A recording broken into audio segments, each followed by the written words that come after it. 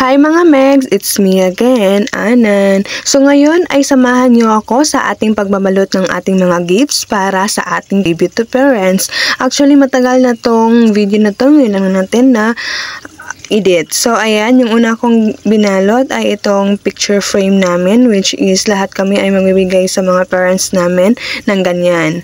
Para alam nyo na, syempre 4 years pinaghirapan nila, sa wakas nakapagtapos na rin ang kanilang pinag-aral. So pagkatapos niyan ay sinunod ko naman itong regalo ko para sa aking papsi, which is a boxer. So ayan, alam naman natin ang mga papa natin ay wala ng oras para makabili ng mga sarili nilang gamit. Inuuna nilang tayo lagi mga anak nila, kaya ayan, oras na naman para mabigyan natin sila ng munting kasiyahan nila. Ang kailang boxer na hindi nila mabibili-bili mga Megs.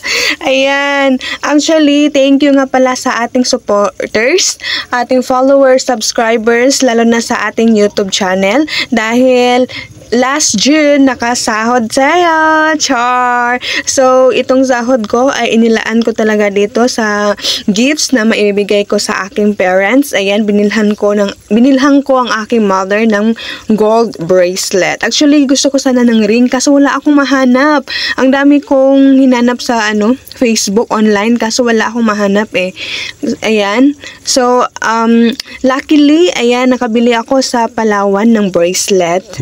Tingnan nyo naman, ang cute. So, ayan yung gift ko sa mama ko. And thank you talaga kasi hindi ako makakabili kung hindi tayo sumahod last June. Ewan ko, kailan ba babalik tayo sa sahod? Char lang. So, thank you so much everyone sa inyong support. Ayan, nakasahod tayo at nakabili tayo ng gold bracelet para sa aking mother. Ayan.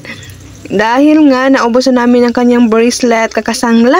So, ayan naman, at hindi magpapahuli ang ating mga baos dahil nga sa last previous videos natin ay nabanggit ko na mag-exchange gift kami, bibigyan namin ng isa't isa ng gift. So, ayan, bumili lang ako sa penshop kasi wala na akong oras bumili pa ng online dahil 1 week na lang baka hindi dumating kaya penshop na lang. So, ayan na lang. Bye-bye!